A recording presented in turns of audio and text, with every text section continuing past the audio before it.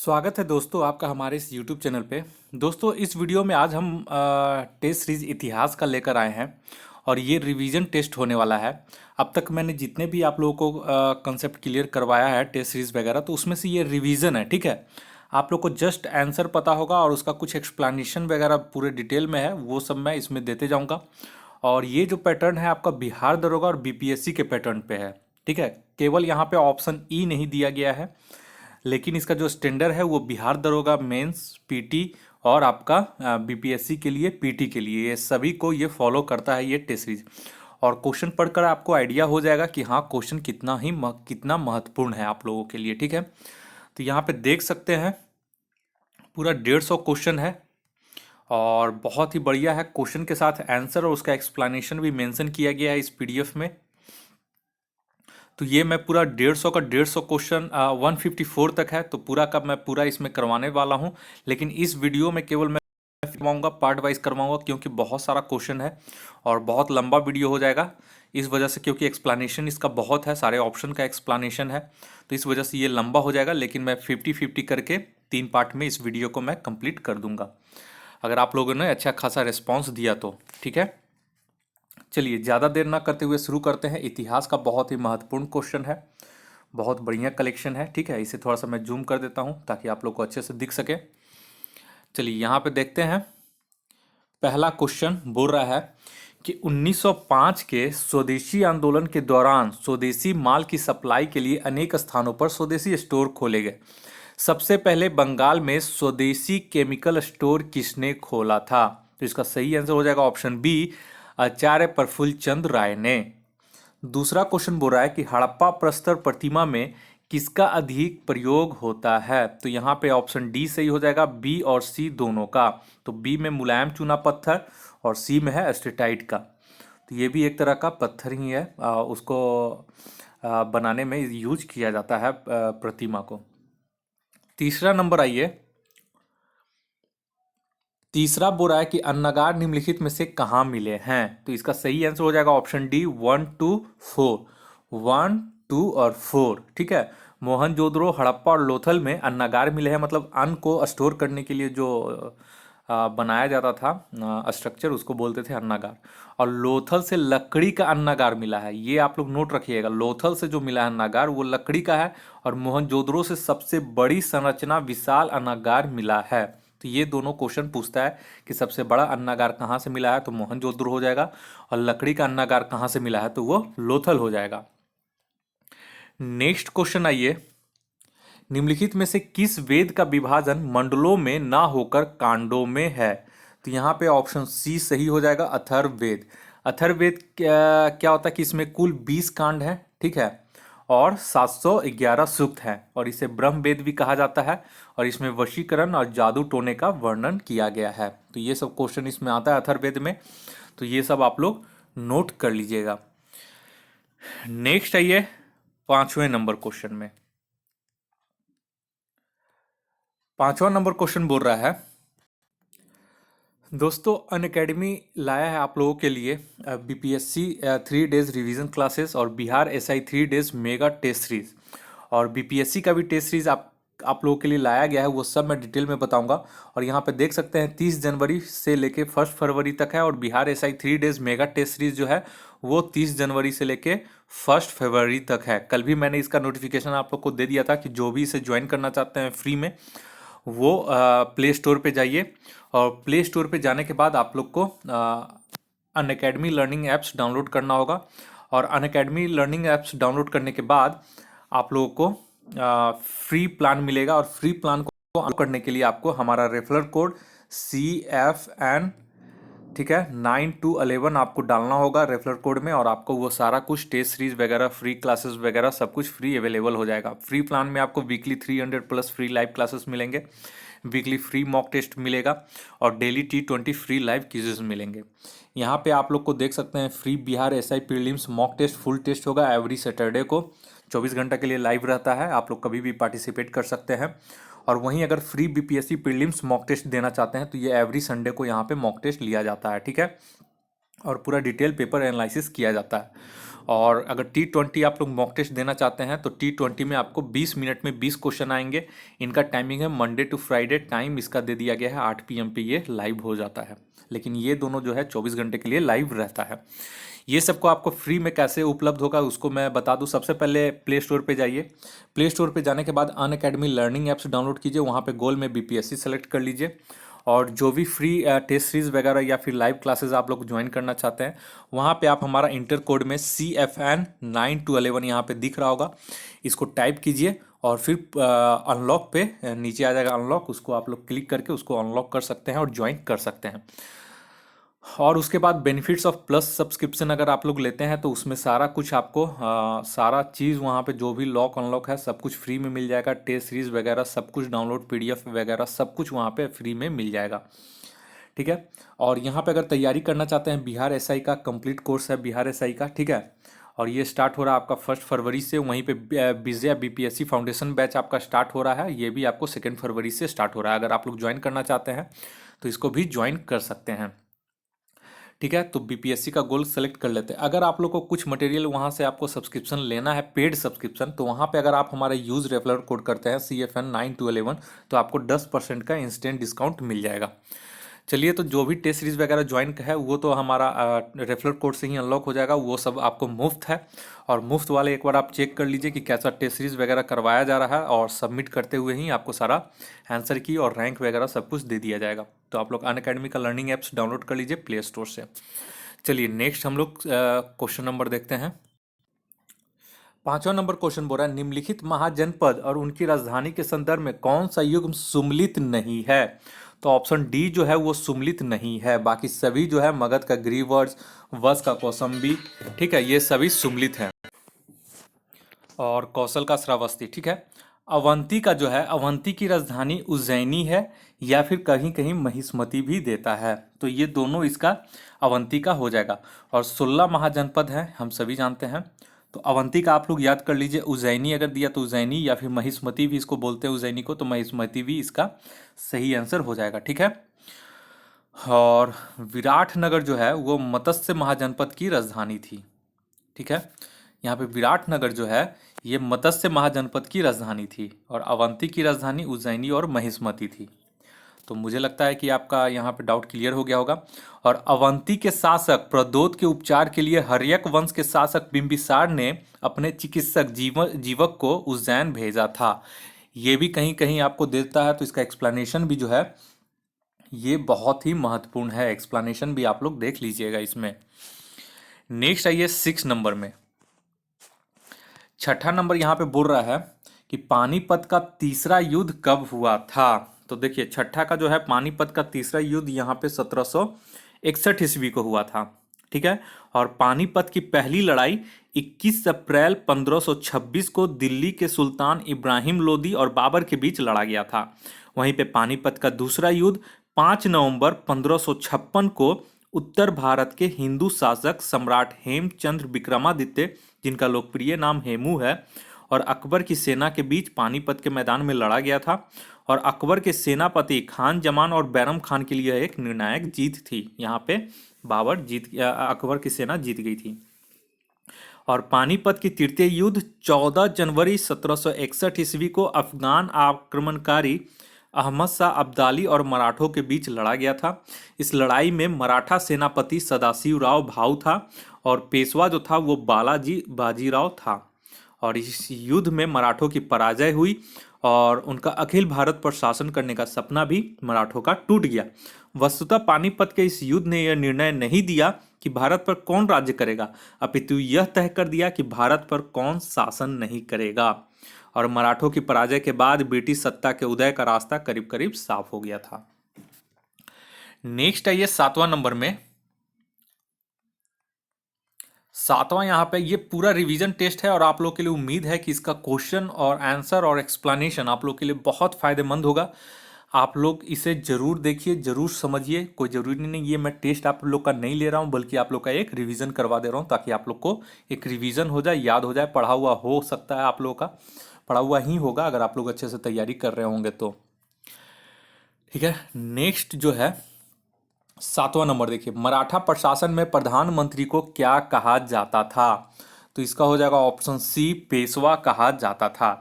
8वां number आइए, दक्षिण भारत में विजय प्राप्त करने वाला पहला शासक कौन था?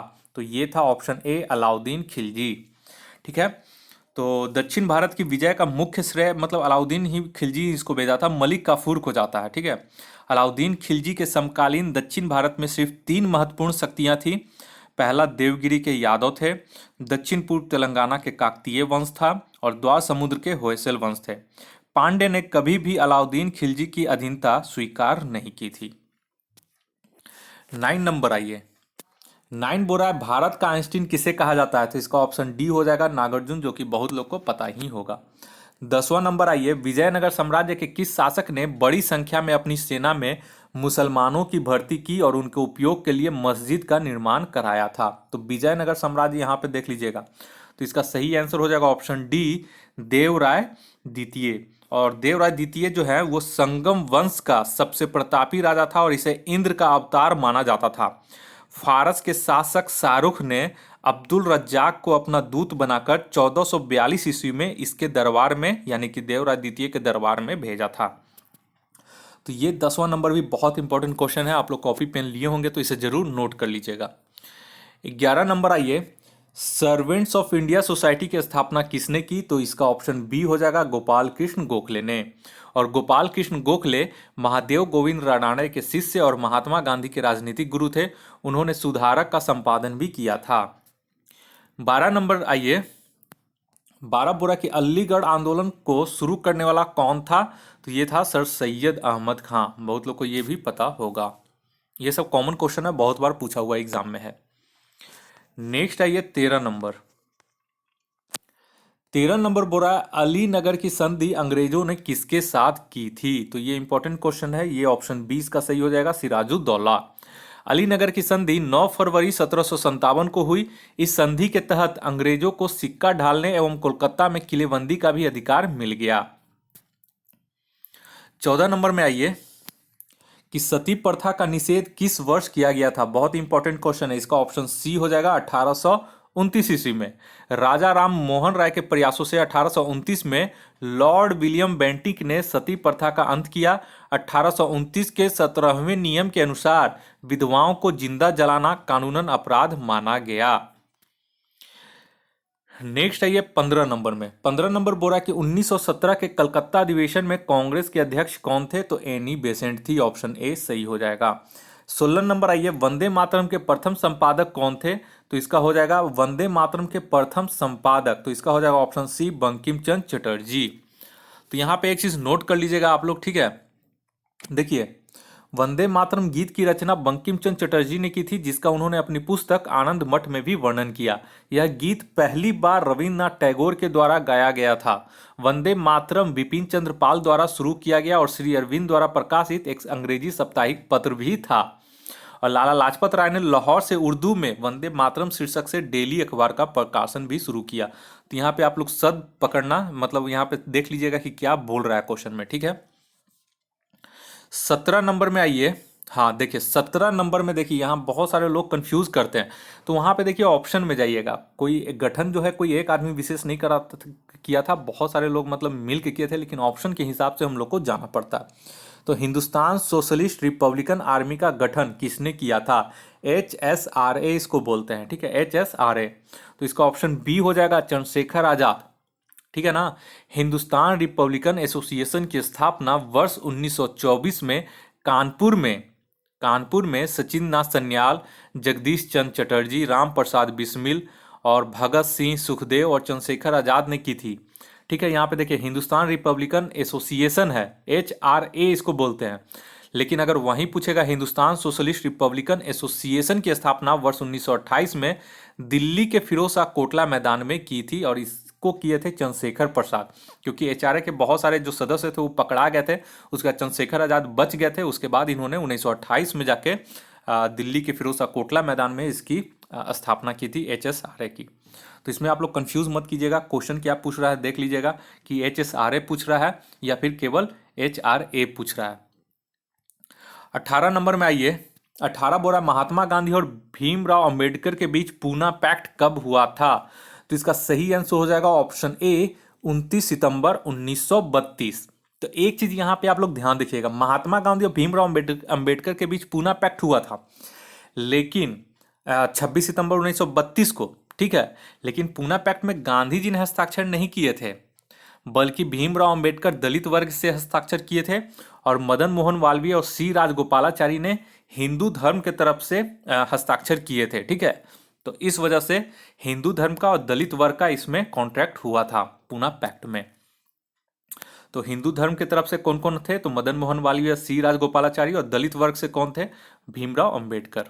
तो ये आप लोग अच्छे से दिमाग में रखिएगा और याद ही हो जाएगा आपका, ठीक है। नेक्स्ट आइए 19 नंबर में। 19 नंबर में आइए, भारतीय स्वतंत्रता अधिनियम 1947 ब्रिटिश पार्लियामेंट में 4 जुलाई 1947 को प्रस्तावित किया गया। निम्न में से इसमें क्या सम्मिलित नहीं था, तो यहाँ पे ऑप्शन बी जो था सम्मिलित नहीं था, यानी कि दोनों के लिए एक ही गवर्नर जनरल, ये सम्मिलित नहीं था। तो इसमें क्या क्या था, तो संविधान सभा को सत्ता सौंपना, भारत मंत्री के पद का इसमें अंत हो गया, देशी रियासतों का सर्वोपरिता का अंत हो गया, और दोनों देशों के लिए अलग अलग गवर्नर जनरल की घोषणा की गई, और भारतीय स्वतंत्रता अधिनियम 18 जुलाई 1947 को स्वीकृत हो गया। तो ये इसका कुछ डिस्क्रिप्शन है जो कि बहुत ही महत्वपूर्ण है। 20 नंबर में आइए।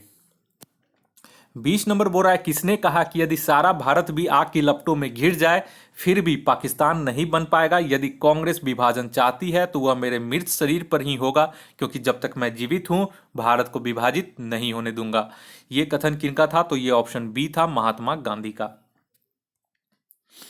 21 नंबर में आइए। 21 नंबर बोल रहा है कि 20 जून 1946 को थोड़े समय के लिए भारत के प्रधानमंत्री जवाहरलाल नेहरू की गिरफ्तारी किस कारण हुई थी, तो ये ऑप्शन डी हो जाएगा, कश्मीर में प्रवेश निषेध का उल्लंघन करने के आरोप में। क्या हुआ था कि उस समय कश्मीर में प्रवेश निषेध था, लेकिन जवाहरलाल नेहरू जबरदस्ती वहां पे चले गए थे कश्मीर में, इस वजह से उन्हें गिरफ्तार कर लिया गया था थोड़े ही समय के लिए। 22 नंबर में आइए। जुलाई 1946 में संविधान सभा के 296 स्थानों के लिए चुनाव में कांग्रेस को कितनी सीटें प्राप्त हुई, तो 22 नंबर भी बहुत ही इंपॉर्टेंट क्वेश्चन है, और इसका जो सीट का है ये से क्वेश्चन आते रहता है, ठीक है। तो इधर नहीं आया है तो हो सकता है कि अगला सेट में आपको जरूर पूछेगा। तो यहाँ पे ऑप्शन बी हो जाएगा 208। इसमें जो याद रखने वाली चीज है वो ये है कि मुस्लिम लीग 73 सीट था और अन्य को 15 सीटें मिली थी, ठीक है। और यहाँ पे एक चीज और पूछ देता है कि महिला सदस्यों की संख्या इसमें कितनी थी, तो महिला सदस्य संख्यों की संख्या इसमें 12 थी, और भीमराव अंबेडकर इसमें बंगाल से निर्वाचित होकर संविधान सभा में आए थे। और जो संविधान सभा का जो चुनाव हुआ था वो परोक्ष निर्वाचन पद्धति से हुआ था, जिसमें प्रत्येक प्रांत एवं देशी रियासतों अथवा रियासतों के समूह को उनकी जनसंख्या के अनुपात के अनुसार, मतलब 10 लाख की आबादी पर एक सीट का प्रतिनिधित्व संविधान सभा में प्रदान की गई थी। और उस समय संविधान सभा के सदस्यों की कुल संख्या 389 निश्चित की गई थी।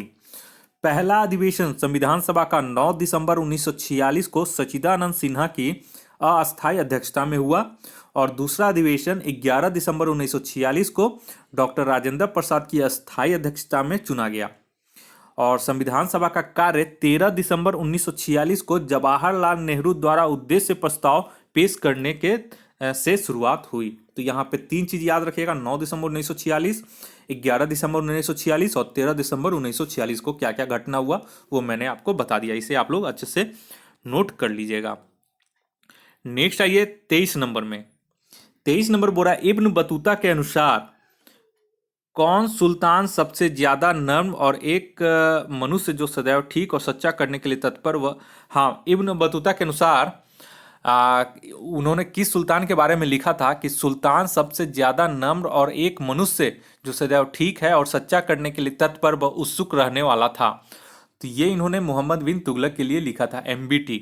मोरक्को निवासी इब्न बतूता 1333 ईस्वी में सुल्तान मोहम्मद बिन तुगलक के राज्यकाल में भारत आया, और भारत के उत्तर पश्चिमी द्वार से प्रवेश करके इब्न बतूता सीधे दिल्ली पहुंचा, जहां तुगलक सुल्तान मतलब कि मोहम्मद बिन तुगलक उसका बड़ा आदर सत्कार किया और उसे राजधानी का काजी भी नियुक्त किया था, अब्दुल रज्जाक को, ठीक है, इब्न बतूता को, और उसे राजधानी का काजी नियुक्त किया। और 1342 में मोहम्मद बिन तुगलक ने उसे चीन के बादशाह के पास अपना राजदूत बनाकर भेजा था। नेक्स्ट आइए 24 नंबर में। 24 नंबर बोला निम्न में से किसने महाभारत और कलहन की राजतरंगिणी का अनुवाद फारसी में करवाया था? तो बहुत ही महत्वपूर्ण क्वेश्चन है, इसे जरूर नोट कर लीजिएगा। ऑप्शन बी हो जाएगा जैनुअल आबिदीन।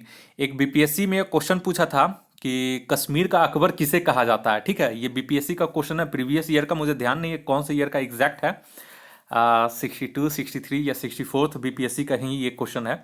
उसमें जैनुअल आबिदीन ऑप्शन इसका हो जाता है। शायद यहाँ पे 64 बीपीएससी का है, मुझे याद आ गया है। 64 बीपीएससी पीटी का ये एग्जाम है, आप लोग भी देख सकते हैं। जैनुअल आबिदीन उसका एग्जाम होता है, कश्मीर का अकबर। ठीक है, तो जैनुअल आबिदीन को सभी धर्मों के प्रति सहिष्णुता का भाव रखने व अपने अच्छे कार्यों के कारण कश्मीर का अकबर भी कहा जाता था। वहीं जेबू निसा कौन थी? तो जेबू निसा औरंगजेब की बेटी में से एक थी, जो कि अत्यंत प्रतिभाशाली महिला थी। अंबर मलिक एक अबिसिनियाई दास जो अहमदनगर में बसा और निजाम शाही शासकों का प्रधानमंत्री बना। और आसफ खान कौन था? आसफ खान मिर्जा ग्यास बेग यानी कि एतमादुद्दौला का पुत्र था और मेहरू निसा यानी नूर जहां का भाई था। ठीक है, 25 नंबर में आइए। 25 नंबर बोला कि लोपा मुद्रा किसकी पत्नी थी? तो ये महर्षि अगस्त की पत्नी थी। और महर्षि अगस्त जो थे वो राजा दशरथ के राजगुरु थे। ठीक है, और इन जो महर्षि अगस्त है इनकी गणना सप्तऋषियों में की जाती है। 26 नंबर में आइए। 26 बोरा महात्मा गांधी के प्रिय भजनों में से एक वैष्णव जन तो तेने कहिए जो पीर पराई जाने रे। ये बहुत ही महत्वपूर्ण भजन है और गांधी जी का प्रिय भजन है। ये इसके रचयिता कौन है? तो इसका ऑप्शन सी हो जाएगा, नरसिंह मेहता। ये आप लोग याद कीजिएगा। ठीक है, याद रखिएगा, नरसिंह मेहता इसके रचयिता हैं।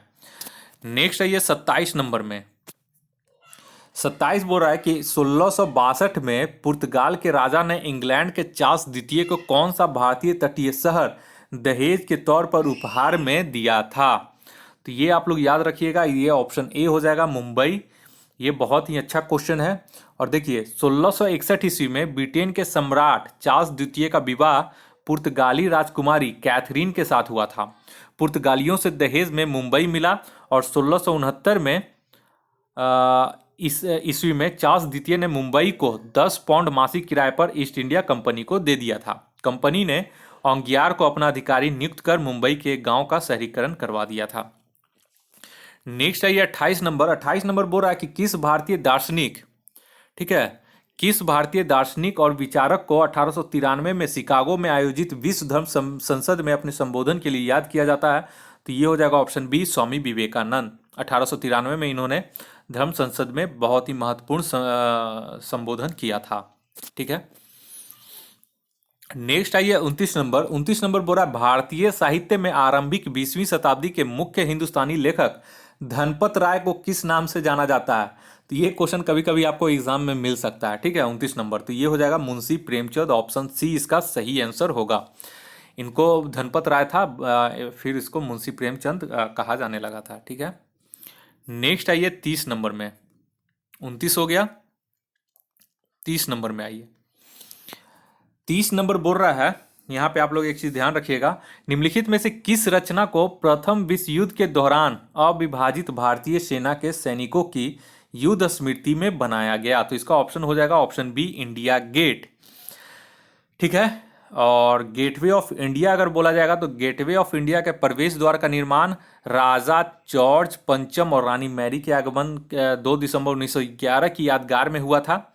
बुलंद दरवाजा आपका फतेहपुर सीकरी में स्थित है, जो एशिया का सबसे बड़ा मुख्य द्वार के रूप में भी जाना जाता है। और सम्राट अकबर की गुजरात विजय की सफलता का जश्न मनाने के लिए 1575 में इसे बनाया गया था। और लाहौरी गेट दिल्ली में स्थित लाल किले का पश्चिमी द्वार है, जो लाहौर की ओर खुलता है, जिस कारण इसका नाम लाहौरी गेट पड़ गया। इंडिया गेट जो है, इसे भव्य स्मारक की आधारशिला सन 1921 में ड्यूक ऑफ कनाट द्वारा रखी गई थी, जिसे ब्रिटिश वास्तुकार सर एडविन लुटियंस द्वारा डिजाइन किया गया था। इसीलिए दिल्ली में आप देखते होंगे कनॉट प्लेस है, जो बहुत ही महत्वपूर्ण है, और लुटियंस जोन्स है वो भी बहुत ही बढ़िया डिजाइन किया गया है। तो ये दिल्ली में है India gate. Gateway of India आपका मुंबई में। ठीक है, तो इस तरह से इसका एक्सप्लेनेशन आप उम्मीद करते हैं कि आप लोग को कभी इसमें कंफ्यूजन नहीं होगा कि कौन किसके लिए किस लिए बनाया गया है। 31 नंबर आइए। 31 बोल रहा है कि अपनी कृति पृथ्वीराज रासो में पृथ्वीराज चौहान के वीरतापूर्ण कार्यों का उल्लेख किसने किया है? पृथ्वीराज रासो के रचयिता जो है वो ऑप्शन बी हो जाएगा, चंद्रवत दाई।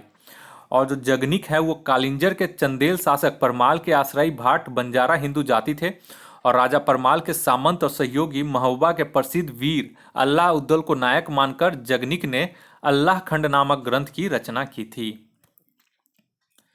32 नंबर, जितना भी मैं क्वेश्चन करवा रहा हूँ बिहार दरोगा और बीपीएससी के लिए बहुत ही महत्वपूर्ण क्वेश्चन ये है हिस्ट्री से। 32 नंबर आइए, आगरा की मोती मस्जिद का निर्माण किसके द्वारा करवाया गया था। यहाँ पे याद रखिएगा कि आगरा का मोती मस्जिद पूछेगा तो ऑप्शन बी हो जाएगा शाहजहां, और दिल्ली में लाल किले के अंदर अगर मोती मस्जिद पूछेगा तो ये औरंगजेब ने बनवाया था। ये दोनों में आप लोग जनरली कंफ्यूज कर जाते हैं, आप लोग देखते नहीं है, बस आगरा का मोती मस्जिद आपको याद रहता है शाहजहां। दिल्ली में लाल किले के अंदर ही एक मोती मस्जिद है पूर्णतः संगमरमर का, जिसे औरंगजेब ने बनाया था। तो दिल्ली वाला मोती मस्जिद पूछेगा तो औरंगजेब, आगरा वाला मोती मस्जिद पूछेगा तो शाहजहां। नेक्स्ट आइए 33 में। 33 बोल रहा है कि निम्न में से पागलपंथी विद्रोह का नेता कौन था। तो इसका ऑप्शन सी हो जाएगा करम शाह, बहुत ही इंपॉर्टेंट क्वेश्चन है। और अली मुस्लियार जो था वो मोपला विद्रोह के नेता थे, भगत जवाहर मल कुक्का विद्रोह के, और सैयद अहमद अलीगढ़ आंदोलन के नेता थे। तो इस तरह से आपका चारों ऑप्शन क्लियर हो गया। 34 नंबर आइए, नौजवान भारत सभा का गठन किसके द्वारा किया गया था। तो ये ऑप्शन सी हो जाएगा भगत सिंह। 35 नंबर में आइए, अंग्रेज और फ्रांसीसी के बीच में हुए वंडीवास के युद्ध में फ्रांसीसी पराजित हुए। यह युद्ध कब हुआ था। तो ऑप्शन सी हो जाएगा 1760 ईस्वी में। और कभी कभी पूछ दिया था कि वंडीवास का युद्ध किसके बीच लड़ा गया था, ठीक है, ये भी पूछ दिया था। तो आप लोग ईस्वी और किसके किसके बीच रखा गया था इसमें आपका क्लियर हो गया होगा। नेक्स्ट आइए 36 नंबर में। 36 बोल रहा है महात्मा बुद्ध के जन्म का प्रतीक क्या है। तो ऑप्शन सी हो जाएगा कमल। 37 नंबर में आइए, सम्राट अशोक के किस शिलालेख में पशु बलि की निंदा तथा समस्त प्रजा मेरी संतान का उल्लेख है। तो ये हो जाएगा प्रथम शिलालेख में। 38 नंबर आइए, अस्किनी किस नदी का प्राचीन नाम है। तो ये बहुत ही इंपॉर्टेंट क्वेश्चन है। तो अस्किनी चिनाब का प्राचीन नाम है। तो ऑप्शन डी इसका सही हो जाएगा। नेक्स्ट आइए 39 नंबर में। 39 नंबर बोल रहा है निम्न में से किसकी सिफारिश पर संविधान सभा का गठन किया गया। तो ये हो जाएगा ऑप्शन बी कैबिनेट मिशन योजना। और कैबिनेट मिशन योजना द्वितीय विश्व युद्ध के बाद ब्रिटिश प्रधानमंत्री एटली द्वारा 22 जनवरी 1946 को मिशन भेजने का निर्णय लिया था। और कैबिनेट मिशन के सदस्य सर पैथिक लॉरेंस अध्यक्ष थे, एबी अलेक्जेंडर थे सदस्य, और स्टेफोर्ड क्रिप्स जो थे सदस्य थे। एक क्वेश्चन जो पूछता है कि कैबिनेट मिशन योजना भारत में कब आया। तो ये हो जाएगा 29 मार्च 1946 को यह मिशन भारत आया, और 16 मई 1946 को अपनी योजना प्रस्तुत की।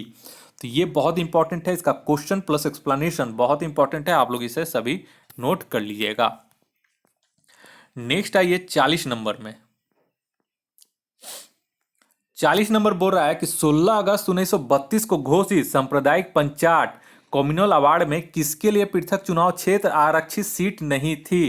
तो यहाँ पे ऑप्शन डी हो जाएगा बौद्ध के लिए कोई आरक्षित सीट नहीं थी, जबकि मुसलमान, सिख और दलित के लिए अलग अलग आरक्षित सीटें थी। ब्रिटिश प्रधानमंत्री रैमजे मैकडोनाल्ड कम्युनल अवार्ड की घोषणा की थी। तो कभी कभी पूछ देता कि किसने घोषणा की थी। और सांप्रदायिक अवार्ड में दलित वर्ग के लिए 71 सीटें आरक्षित थी, जिसे पूना पैक्ट में बढ़ाकर 147 कर दिया गया था, ठीक है। और दलितों को पृथक निर्वाचन देने के विरोध में 20 सितंबर 1932 को गांधी जी ने जेल में अपना पहला आमरण अनशन किया था। यह पहला आमरण अनशन गांधी जी का 20 सितंबर 1932 से ही शुरू हुआ था। 41 नंबर आइए, द्वितीय आंग्ल मैसूर युद्ध के बाद मंगलोर की संधि कब हुई थी। तो द्वितीय आंग्ल मैसूर के युद्ध के बाद, तो इसका ऑप्शन डी हो जाएगा 1784 ईस्वी में। मैंगलोर की संधि के द्वारा एक दूसरे के जीते हुए क्षेत्र को एक दूसरे को वापस कर दिया गया, और टीपू ने अंग्रेज बंदियों को रिहा कर दिया। टीपू सुल्तान और अंग्रेज के बीच ये युद्ध लड़ा गया था, आंग्ल मैसूर युद्ध। और द्वितीय आंग्ल मैसूर युद्ध 1780 से 1784 तक चला, और इसका मुख्य कारण अंग्रेजों ने फ्रांसीसी बंदरगाह माही पर अधिकार कर लिया था, जो हैदर के राज्य के अंतर्गत आता था। और यह युद्ध अनिर्णायक रहा, क्योंकि संधि से यह फिर युद्ध खत्म हुआ, कोई जीता ना कोई हारा। 40 नंबर आइए, 1857 के विद्रोह के बारे में किसने कहा था, इन देसी नरेशों और सरदारों ने इस तूफान के आगे तंगरोध का कार्य किया, अन्यथा हम एक ही झोंके में उड़ गए होते। हम सभी जानते हैं दोस्तों कि अंग्रेज हमारे देश पे इसी वजह से राज कर पाए थे क्योंकि यहाँ पे राजा और जो सरदार थे, जमींदार थे, वो सब अंग्रेजों को मदद कर रहे थे और गरीबों पे, मजदूरों पे जुल्म ढाते थे। और यही वजह था कि अंग्रेज आसानी से हम लोग को, भारत को गुलाम बनाने में सफल रहा था। तो इसका जो ऑप्शन है 42 का बहुत ही महत्वपूर्ण क्वेश्चन है, ऑप्शन बी हो जाएगा लॉर्ड कैनिंग। ठीक है, तो देखिए 1857 के विद्रोह के समय वायसराय लॉर्ड कैनिंग और ब्रिटिश प्रधानमंत्री पामस्टर्न था। ये दोनों क्वेश्चन एक्सप्लेनेशन बहुत ही महत्वपूर्ण है, आप लोग याद कर लीजिए हर हाल में। तो यहाँ पे तो एक तो क्वेश्चन हो गया आपका, पूछ देता है 1857 के समय कौन वायसराय था, कभी कभी पूछ देता है 1857 के समय ब्रिटेन का प्रधानमंत्री कौन था। तो ये दोनों में हो गया है। 1857 के विद्रोह के समय वायसराय पूछेगा तो लॉर्ड कैनिंग, और ब्रिटिश प्रधानमंत्री पूछेगा तो पामस्टोन। और इस विद्रोह में ग्वालियर के सिंधिया परिवार, जो अभी मध्य प्रदेश में हाल ही में जो चर्चा में रहे हैं ज्योतिराज सिंधिया, इसी सिंधिया परिवार के हैं जो कि बीजेपी में शामिल हो गए थे। ठीक है, ये सब अंग्रेजों के मदद कर रहे थे। ठीक है, सिंधिया परिवार अंग्रेजों का मदद किया था इस विद्रोह में। और इंदौर के होलकर, हैदराबाद के निजाम, जोधपुर के राजा, पटियाला, नाभा, जींद तथा कश्मीर के राजा और नेपाल के राजा ने अंग्रेजों का साथ दिया था। बिहार में बेतिया और हथुआ के राजा, सूरसंड और पंडोल के जमींदार और मुजफ्फरपुर का महंत परिवार भी अंग्रेजों का साथ दिया था। और इसी वजह से ये ज़्यादा सफल 1857 का नहीं हो पाया था, लेकिन पूरे देश को अंग्रेज को झकझोर दिया था। 43 नंबर में आइए। 43 नंबर बोल रहा है कि 1849 ईस्वी में परमहंस मंडली की स्थापना मुंबई में किसने की थी। तो ये हो जाएगा ऑप्शन बी दादोबा पांडुरंग। परमहंस मंडली एकेश्वरवाद और विश्व बंधुत्व की अवधारणा पर आधारित था। ये ईसाई धर्म के अनुष्ठानों की नकल करते थे और इससे इन पर जनता को संदेह होने लगा। अंततः 1860 ईस्वी में परमहंस मंडली समाप्त हो गई। इसकी स्थापना आत्माराम पांडुरंग, दादोबा पांडुरंग और बालकृष्ण जयकर इत्यादि ने की थी। एक जो क्वेश्चन इंपॉर्टेंट है आपका, प्रार्थना समाज की स्थापना पूछ दिया है, बहुत बार पूछा है, हर एग्जाम में पूछ रहा है। इसका जो स्थापना हुआ था, प्रार्थना समाज की स्थापना 1867 ईस्वी में बंबई में आचार्य केशव चंद्र सेन की प्रेरणा से महादेव गोविंद रनाडे, डॉक्टर आत्माराम पांडुरंग, चंद्रवारकर आदि द्वारा की गई थी। आरजी भंडारकर प्रार्थना समाज के अग्रणी नेता में से एक थे। 44 नंबर आइए। ब्रिटिश भारत के प्रमुख समाचार पत्र और उनके संस्थापक के संदर्भ में गलत जोड़े का चुनाव कीजिए। तो यहाँ पे देख लीजिए गलत जोड़ा बोल रहा है। ठीक है, तो आप लोग को ध्यान में रखना होगा कि गलत जोड़ा इसमें से कौन है। तो ये ऑप्शन डी हो जाएगा। पहले ही बार में देखते हुए पता चल गया, लेकिन ऑप्शन ई रहता तो आप लोग कंफ्यूज इसमें करते। तो इंडियन ओपिनियन किनके द्वारा था, तो इंडियन ओपिनियन था महात्मा गांधी के द्वारा। ठीक है, इंडियन मिरर यहाँ पे देवेंद्र नाथ टैगोर सही है। अगर इंडियन मिरर में दो लोग थे, देवेंद्र नाथ टैगोर और मनमोहन घोष इंपॉर्टेंट थे। हिंदू पैट्रियाट में आपका हरीश चंद्र मुखर्जी थे और गिरीश चंद्र घोष थे। और यहाँ पे दादा भाई नौरोजी ऑप्शन दिया गया है। तो दादा भाई नौरोजी जो है वो poverty and British rule in India के लेखक थे। और यहाँ पे जो हिंदू है बी राघवचारी, ये सही है। ठीक है, तो ये क्लियर हो गया 44 नंबर आपका। नेक्स्ट आइए 45 नंबर में। 45 नंबर बोल रहा है कि कांग्रेस अधिवेशन के संदर्भ में कौन सा जोड़ा गलत है। तो ऑप्शन सी वर्ष 1928 कोलकाता सरदार पटेल, ये वाला जोड़ा गलत है। क्यों गलत है, तो बेलगांव, देखिए यहाँ पे पहला तो सही है। 1924 में गांधी जी केवल इसी अधिवेशन के अध्यक्ष रहे थे, बेलगांव अधिवेशन 1924 के। कानपुर अधिवेशन 1925 में सरोजनी नायडू पहली भारतीय महिला कांग्रेस अध्यक्ष बनी थी। कोलकाता अधिवेशन 1928 पंडित मोतीलाल नेहरू की अध्यक्षता में हुआ था और इसका रियासतों में उत्तरदायी सरकार की मांग की गई थी इसमें 1928 के अधिवेशन में कोलकाता के। ठीक है, तो यहाँ पे सरदार पटेल ना होकर के पंडित मोतीलाल नेहरू होते। 46 नंबर आइए। बराबर की पहाड़ियों में अशोक के कितने गुहा लेख पाए गए हैं, तो 3। ठीक है, और बराबर की पहाड़ी में टोटल 7 गुफाएं हैं, जिनमें से 3 में अशोक के गुहा लेख पाए गए हैं। और अशोक के जो जिसमें गुहा लेख पाए हैं वो है कर्ण चौपौर, विश्व झोपड़ी और सुदामा गुफा। और इन गुफाओं का निर्माण अशोक के समय अजीबक संप्रदाय के भिक्षुओं को निवास के लिए बनाया गया था। कभी कभी ये क्वेश्चन पूछता है कि किस संप्रदाय के लिए निवास स्थान अशोक ने बनाया था बराबर की पहाड़ियों में। ये बिहार के आपका जहानाबाद के क्षेत्र में है। ठीक है, जहानाबाद से नज़दीक पड़ता है। एक बराबर हॉल्ट ही है, जहानाबाद से गया के रूट में, जहानाबाद से पटना के रूट में जाएगा तो बराबर हॉल्ट ही आपको यहाँ पे मिलेगा। ठीक है, 47 नंबर आइए। 47 बोल रहा है कि ईंटों से बने रंगाई के कुंड या हौज कहाँ पाए गए हैं। तो ऑप्शन डी इसका हो जाएगा 2 और 4, यानी कि अरिकमेडू में और उरैयूर में। ठीक है, 2, 4 में इसका रंगाई के कुंड और हौज पाए गए हैं। ये दोनों आप लोग याद रखिएगा, इसका याद कर लीजिए हर हाल में। 48 नंबर आइए। निम्न में से किस क्षेत्र में सोने का कोई बाइजेंटाइन सिक्का नहीं मिला है। पहले तो आप लोग बाइजेंटाइन कंफ्यूज कर रहे होंगे कि बाइजेंटाइन सिक्का क्या होता है। भाई आज तक देखे नहीं है, सुने नहीं है, लेकिन एक्सप्लेनेशन में यहाँ पे नोट कर दिए हैं हम। तो सोने का कोई बाइजेंटाइन सिक्का नहीं मिला है, तो ये उत्तर पूर्वी क्षेत्र हो जाएगा, ऑप्शन बी। बाइजेंटाइन साम्राज्य या बाइजेंटीनियम टीयम का इस्तेमाल ग्रीक भाषा बोलने वाले रोमन साम्राज्य के लिए किया जाता था, ठीक है। तो यहाँ पे आप लोग याद रखिएगा बाइजेंटाइन साम्राज्य कौन था, तो जो रोमन साम्राज्य था, जो ग्रीक भाषा का प्रयोग करता था, उसको रोमन साम्राज्य को उसको बाइजेंटाइन साम्राज्य या बाइजेंटियम बोला जाता था। 49 नंबर में आइए। 49 नंबर बोरा कथन यहाँ पे दिया गया है कि गंधार कला शैली पर यूनानी हेलेनिस्टिक प्रभाव के चिन्ह है।